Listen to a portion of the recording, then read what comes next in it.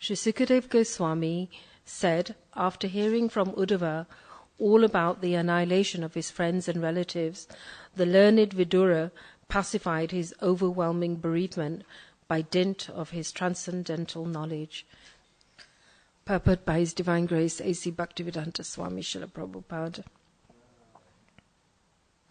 Vidura was informed that the result of the battle of Kurukshetra was the annihilation of his friends and relatives, as well as the destruction of the Yadu dynasty, and also the passing away of the Lord.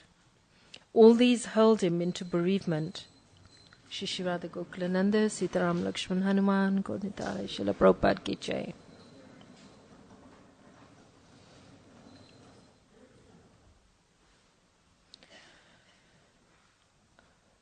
It's a very short purport, actually. Vidura was informed that the result of the battle of Kurukshetra was the annihilation of his friends and relatives, as well as the destruction of the Yadu dynasty, and also the passing away of the Lord. All these hurled him into bereavement for the time being, but because he was highly advanced in transcendental knowledge, he was quite competent to pacify himself by enlightenment. As it is stated in the Bhagavad Gita, due to our long association with bodily relationships, bereavement on the account of the annihilation of friends and relatives is not at all astonishing, but one has to learn the art of subduing such bereavement with higher transcendental knowledge. The talks between Uddhava and Vidura on the topic of Krishna began at sunset, and Vidura was now further advanced in knowledge due to his association with Uddhava.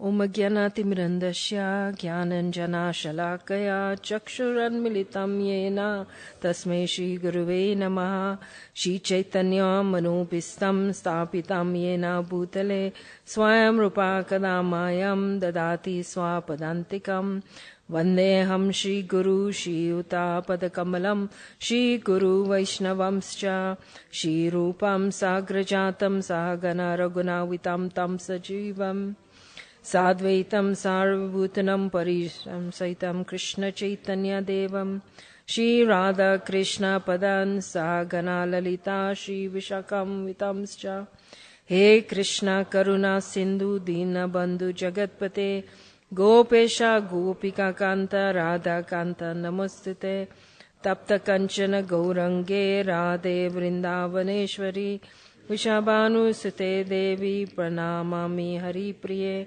Vancha Kalpa Tarubhyascha Kripa Sindhubhya Evacha Patitanam Pavanabhyo Vaishnavebhyo Namo Namaha Shri Krishna Chaitanya Prabhu Nityananda Shri Advaita Gadadhar Shivas Gaura Bhakta Vrinda Hare Krishna Krishna Krishna Hare Hare Hare Rama Rama Rama Hare Hare.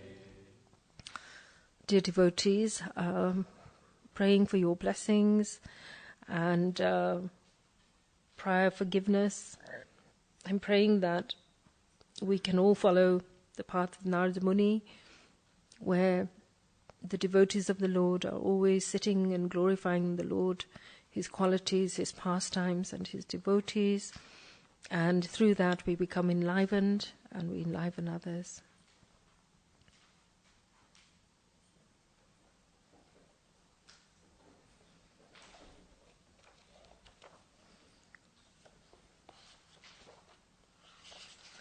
So just to set the context,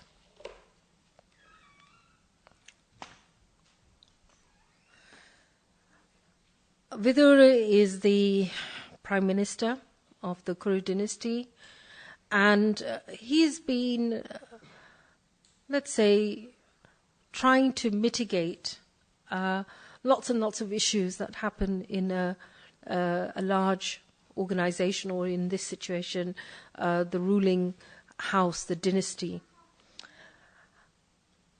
When the Duryodhana and his brothers were born, Vidur warned that these are issues and it's not going to be good. He could already see beforehand that it wasn't going to be auspicious. And of course he had the strategies that, or the gift to be able to see when and make decisive action when we think something's going to go wrong. Vidur actually, towards the end, speaks up and he protests against the Duryodhana and his behavior. Now, when he speaks the truth, he is punished and he is banished. He was in the position to speak the truth. It wasn't as if he wasn't minding his own business. It was his place to speak. Nevertheless, Duryodhana took complete offense and he overtook the power of the Prime Minister and threatened him and basically threw him out. And like a good devotee, Vidur, what he does is he goes on pilgrimage. And pilgrimage enables us to reflect, withdraw, start prioritizing. And so he travels alone, thinking of the Supreme Lord in the holy places. And he meets Uddhava and he inquires. Now this tells you about the mind of a devotee. When he meets Uddhava, he starts to inquire about the well-being. He inquires about Suryasena, the father of Vyasadeva. He inquires about Ugrasena, the father of Devaki. He inquires about Pradyumna and all his qualities and Samba. He inquires about Akura and he recalls how this wonderful devotee of the Lord, just by seeing the footprints of the Lord's feet in the sand, he has these ecstatic symptoms. He asks about Anuruddha, the fourth expansion of the Lord Vishnu. He asks about Satyabhama. He asks about Maharaj Yudhishthira and says, well, how's the kingdom now? Is Maharaj Yudhishthira establishing dharma?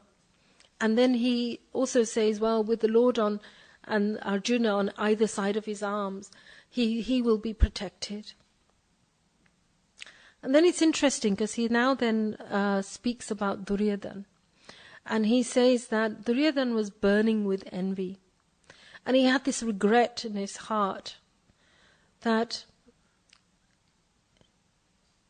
he tried so hard, but somehow or another, you can say, sometimes they say that a leopard doesn't change his spots.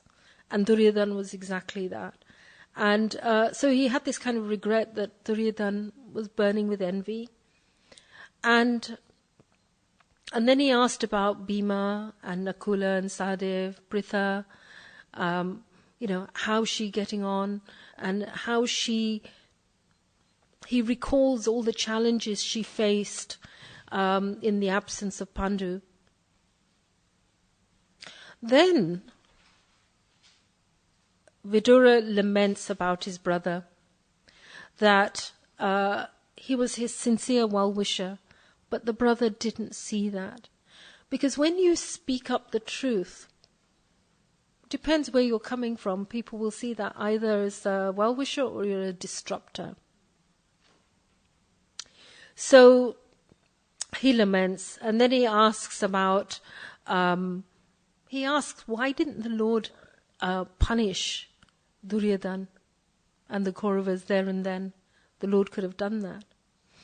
And he gets the realization that the Lord waited.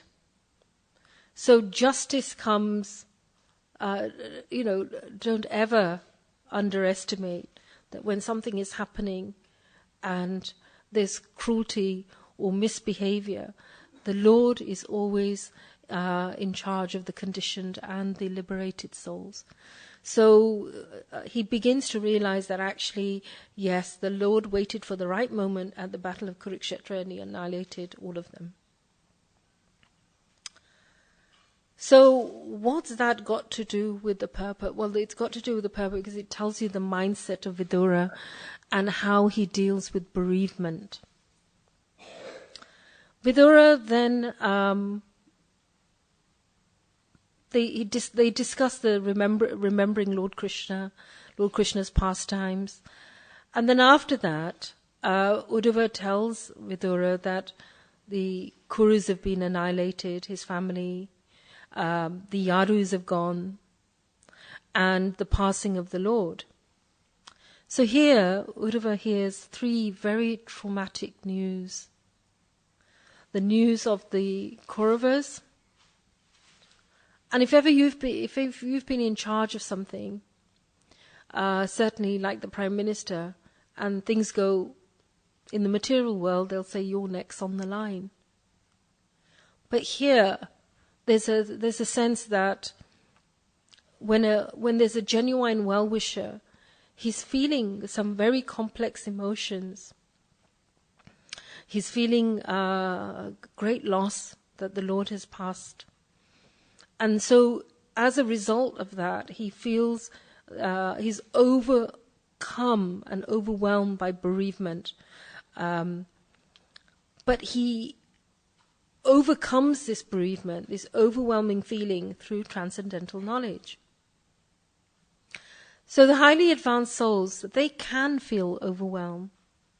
The highly advanced souls can feel grief. They can feel bereavement. So to have a heart and to feel and to be tuning into those emotions are a sense of, Vidura demonstrates that he has empathy and sensitivity.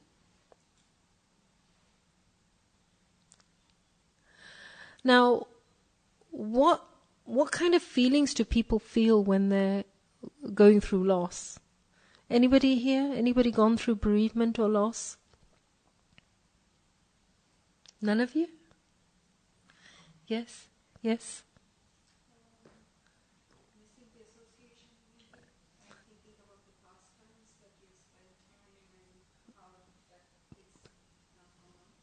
Yes, missing their association, remembering the past times, what it was like with them, and that loss of that association.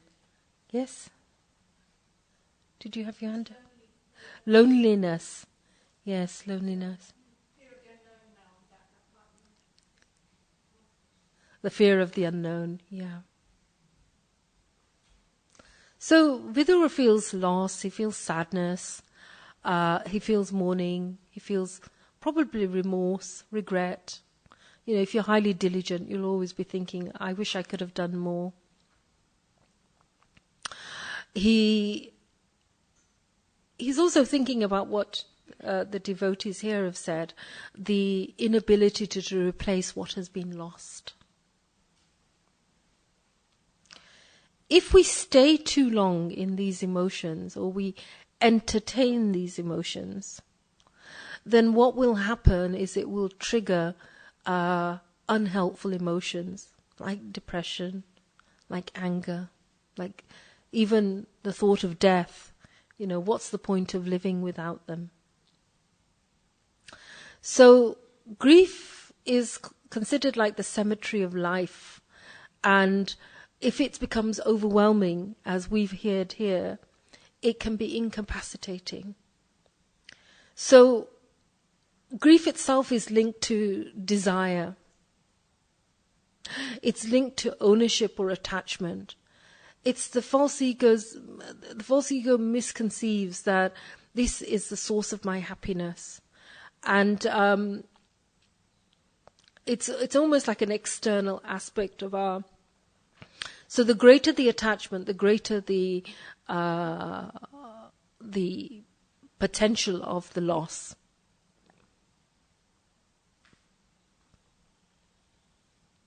So why and how could Vidura bring himself back from this overwhelming bereavement? Well, he's spiritually evolved. He's a pure devotee. He's associated with the Lord. He understands. He's gone on pilgrimage. Wherever he goes, he's associating with the devotees. He's at the places of worship. He's beginning to, he's constantly got that connection. So the difference between a devotee and somebody who isn't a devotee is they will then begin to experience emotions of grief and bereavement. Firstly, the denial. Sometimes they're a bit happy or they're just normal. Having gone through it myself, you can't process it. It takes time to process.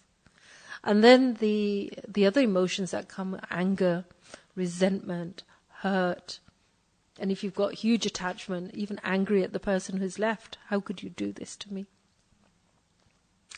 So if we're not spiritually involved, then we're going to feel those emotions.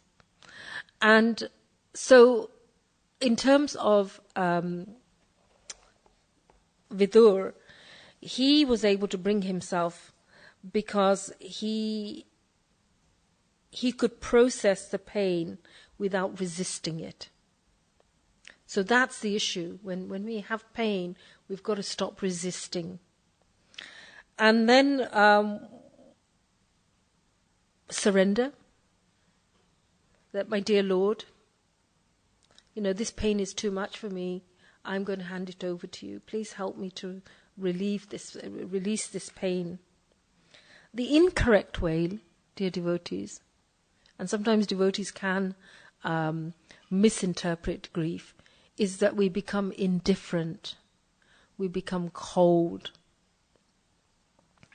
We become... Somebody could be going through pain and suffering, and we'll say, well, pull yourself together. Why are you grieving for that which is not worthy of, and then we'll cite the Shastras, So that's a disease of a devotee, when a devotee becomes indifferent to somebody else's suffering. And so how does one come out of that? Well, we want to come out of that by first tuning in with our own emotions and actually recognizing them. If you don't recognize your grief and your pain, then you're not going to be able... If you shut it down, you'll shut it down for others. But what we don't want to do is remain too long. The devotee of the Lord always sees any challenge as a blessing from the Lord. So,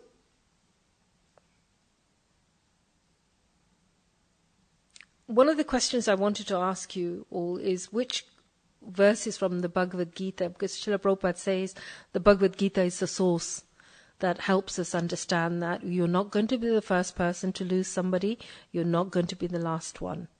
So that it's not astonishing, Prabhupada uses the words. So which verses from the Bhagavad Gita could we take shelter of when somebody is going through overwhelming bereavement? Anybody know? Just 2:13, yes, thank you. That the living being is indestructible. Yeah. 6:30, thank you. Matra Spashati Kuntiya, yes, thank you. 2:4, yes? And which verse is that? Oh, you just know it. Okay, thank you. So yes, chapter 2's got many. 2:2, 2:11, 2:12, 2:15, 2:18, 2:19, 2:20, 2:21, 2:61. So I'm going to read something to you. And this is someone in the Bhagavatam. It's a personality who is pacifying a relative who has gone through bereavement. Let's see.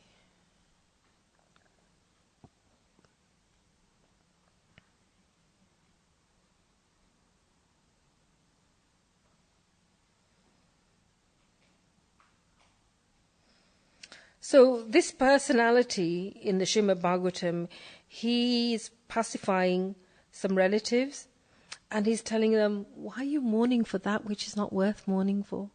You know, the soul is indestructible. And he's churning off all this philosophy. And he's saying, you know, the Lord's always protecting all of us. He then goes on to tell a story. I won't read it, I'll just tell you.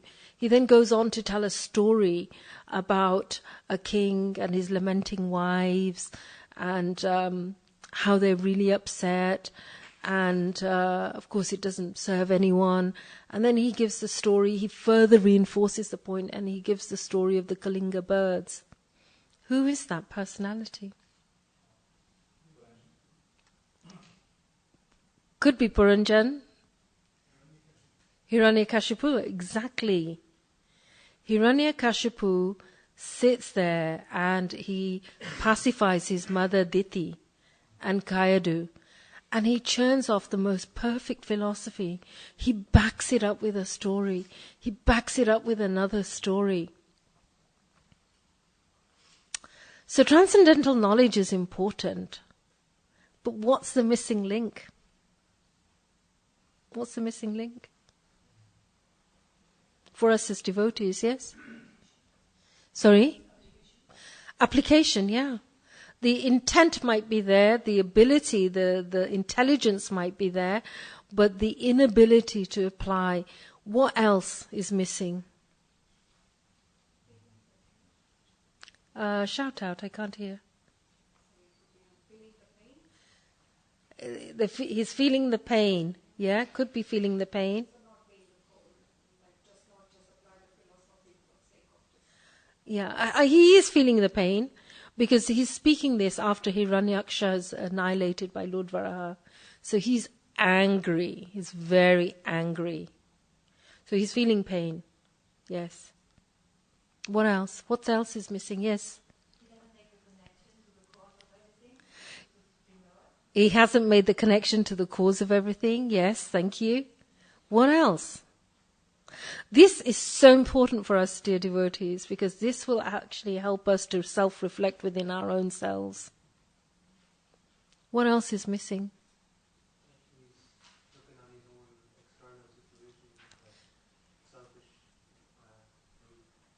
Absolutely, David Prabhu.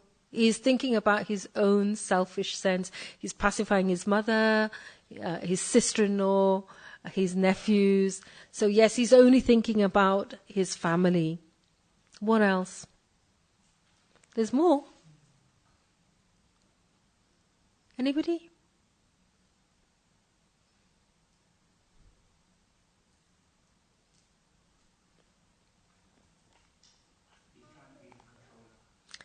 He's trying to be the controller, right? So he's why do you think he's trying to be the controller to pacify his mother and his sister-in-law?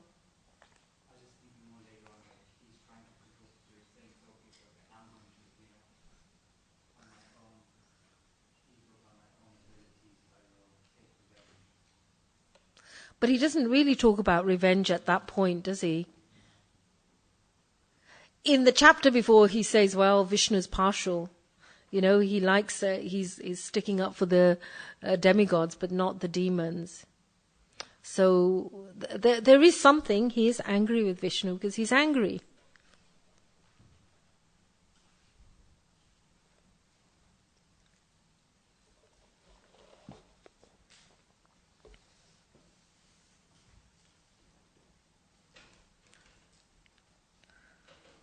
Well, yes, Prajana Prabhu.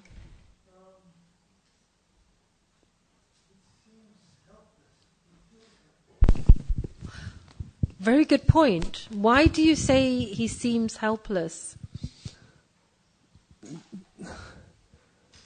He's lost. He doesn't know what to do next. But his determination to carry on with life is his only hope. Just to carry on. Very good point. Yeah. Very good point. Thank you. So yes, we see that in the following chapter, because then he goes and does austerities well, devotees do austerities, but this austerity is about gaining power and immortality. So yes, he's trying to control, he's lost, and he thinks he can do it by taking charge. The missing point here is he doesn't have a relationship with the Supreme Lord. He has an impersonal, or shall we say his behavior is impersonal. So he understands the philosophy, he's churning it out. And so my question to all of us here, including myself, is that are we so expert at churning out the philosophy and the knowledge, but we're unable to connect, or the Lord is not revealing himself to us? Yes, Prayojana Prabhu? Though he's lost and he's forgotten one thing. He should carry on for the pleasure of Krishna. Yes, It's for his pleasure. It's not for anybody else's. That person we want to please is Krishna. That's right. Yes. You're absolutely right. He's carrying on for his pleasure. So he knows the philosophy, but he's carrying on for his own pleasure. And Hiranyakashipu is carrying on for his own pleasure, but not understanding. Well, why isn't he carrying on for the Lord's pleasure? Because he's angry with the Lord. He wants to defeat the Lord. He feels that Vishnu, there are issues with Vishnu, because Vishnu is partial.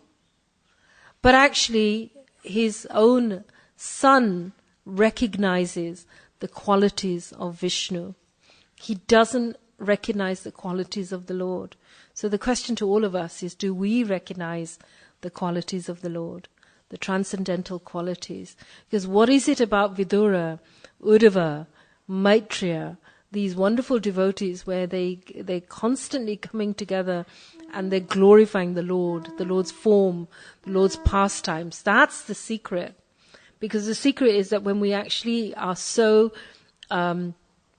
enamored by the Lord and his qualities, they say that when you think about somebody and you talk about their qualities, you start absorbing those qualities. The other thing is that when Hiranyakashipu's brother dies, he doesn't think about pilgrimage. He doesn't think about association with devotees. He doesn't think about taking shelter of the Lord. Instead, he wants to take control. Shri Radha Gokulananda, Sitaram Lakshman Hanuman, Gaurnitai, Srila Prabhupada Ki Jai. So for us as devotees, where does transcendental knowledge start for devotees? Shravanam, hearing. Thank you. What else?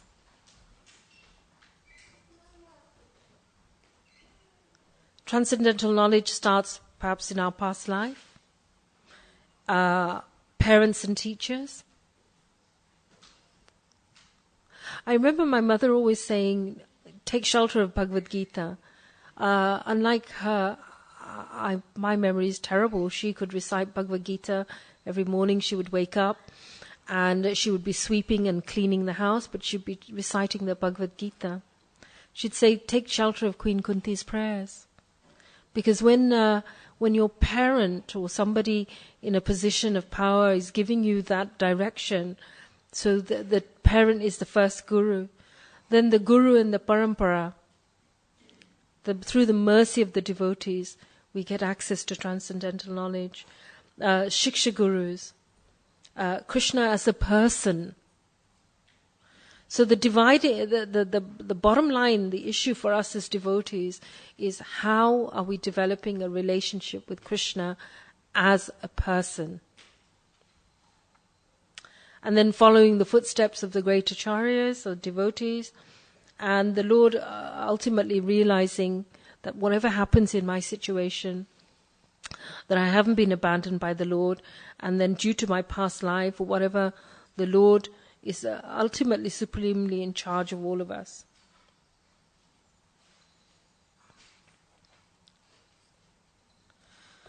So I just wanted to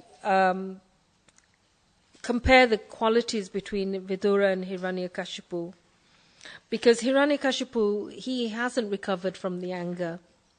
So he goes and undertakes penance for such a long time so he can get power and control. Whereas Vidura and the devotees of the Lord, in a very difficult situation, they surrender to the Lord. So Vidura is selfless because he's always thinking about the welfare of others. Yesterday's verse ends with the devotees of the Lord always think about the welfare of others. Hiranyakashipu is thinking about his own welfare. Vidura is devoted, he has integrity, he has humility.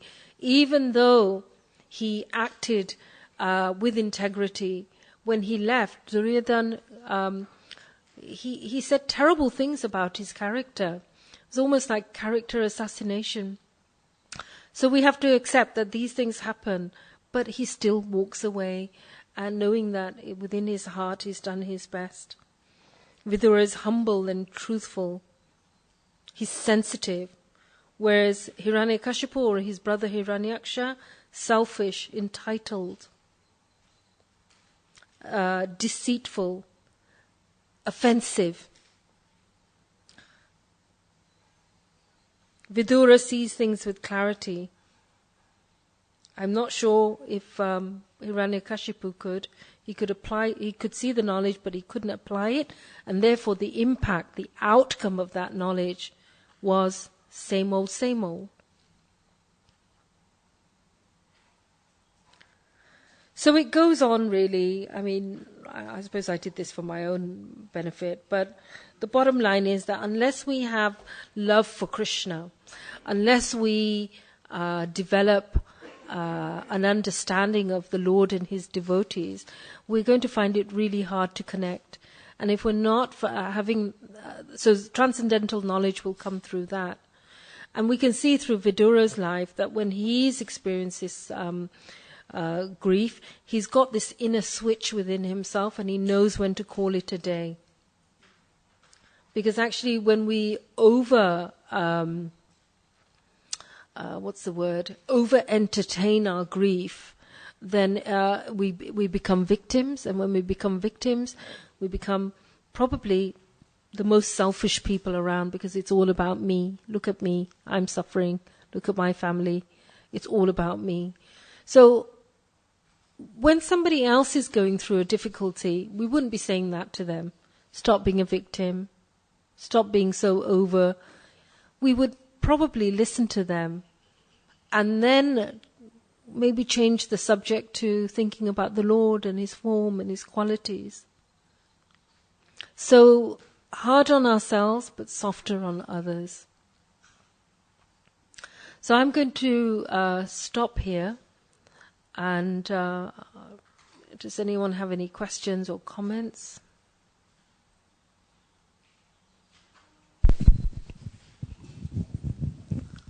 The only thing I can think of now is we should apologize and say, I'm sorry. I'm sorry I forgot you.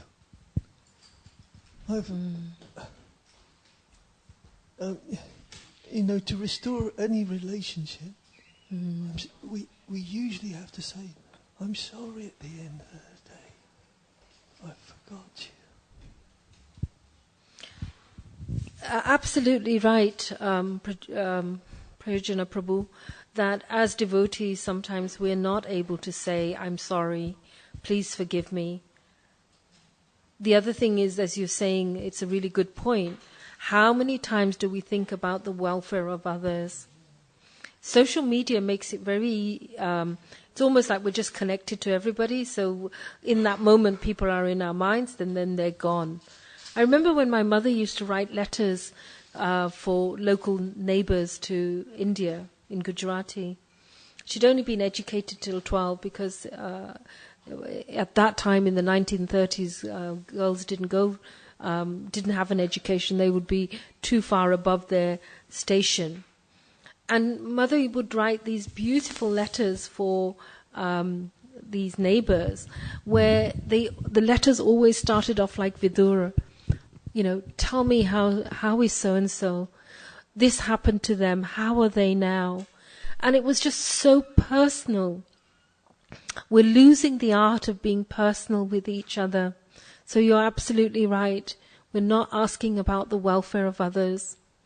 And when we are in the wrong, we're not, Srila Prabhupada said, that it's not from the outside that will destroy ISKCON. It's our inability to cooperate with each other that will destroy ISKCON.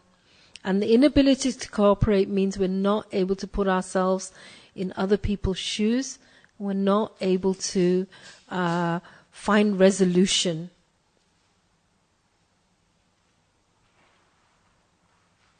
Any comments or questions? Yes?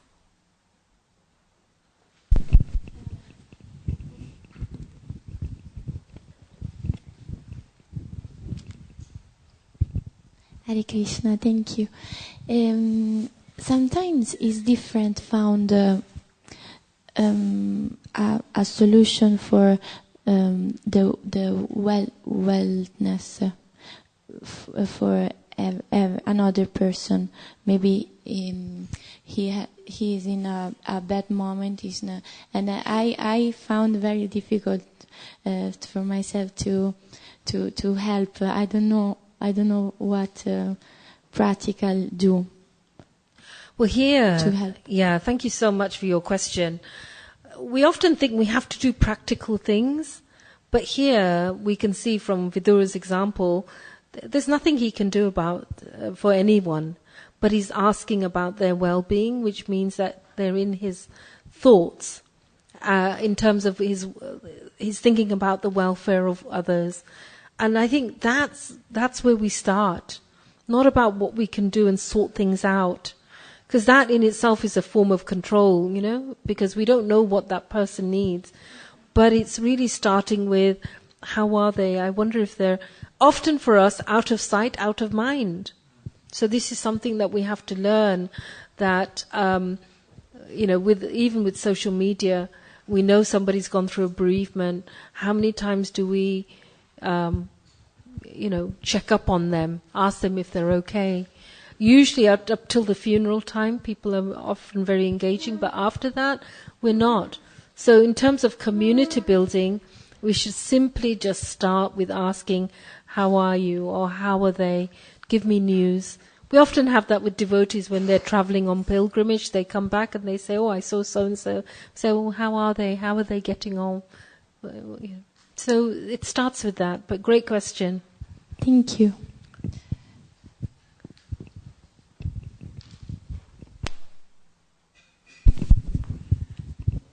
I was just thinking about the modern education system, and there's a lot of IQ, but there's a lack of EQ. Training of how to deal with our emotions, how to, as you said, relate to people. It seems like we've really lost that because of technology and many other things, social media. So, yeah, it requires training, and how to get training as adults. I guess there are various courses and various things, but it takes a lot of maturity to put aside our ego and say, I need help. And we all need help.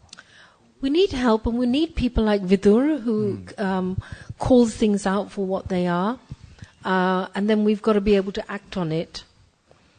But yes, coming back, having a background in education, we can see that more and more AI is coming in. Children are, writing essays by putting the information through AI. So we are not even able to distinguish. We're not able to even think. The less we think, the less we shut off, the more indifferent we become. Yeah. Okay, so we can stop here. Srimad Bhagavatam ki jai. Srila Prabhupada ki jai.